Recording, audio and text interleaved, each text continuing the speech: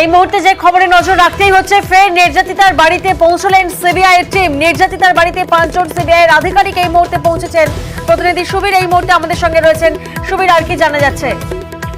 দেখো, 10টার সময় কিন্তু সিবিআই এর 5 জন সদস্য তারা কিন্তু নির্যাতিতা ছাত্রীর বাড়িতে আসেন, পানিহাটির বাড়িতে, এবং সেখানে বাড়িতে গিয়ে কিন্তু তার বাবা মার সঙ্গে কথাবার্তা বলেন এবং প্রায় 1 ঘন্টা ধরে তারা জিজ্ঞাসাবাদ করেন এবং তাদের সাথে কথাবার্তা বলেন।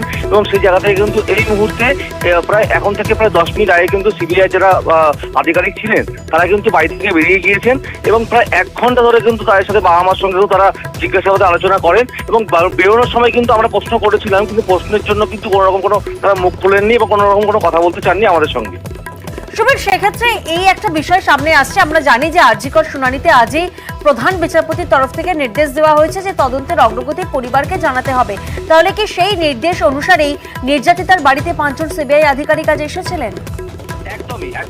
একদমই সুপ্রিম কোর্টের যে নির্দেশ, সেই নির্দেশ অনুযায়ী কিন্তু সিবিআই যে আধিকারিক রয়েছেন, 5 সদস্যের আধিকারিক, তারা কিন্তু নিজেদের বাড়িতে এসেছিলেন এবং ঠিক 10টার সময় কিন্তু তার বাড়িতে ঢোকেন এবং 10টা থেকে কিন্তু প্রায় এখন থেকে 10 মিনিট আগে কিন্তু তারা বেরিয়েছেন। প্রায় 1 ঘন্টা তার বাবা মার সঙ্গে আলোচনা করেন এবং তাদের সাথে কথাবার্তা বলেন।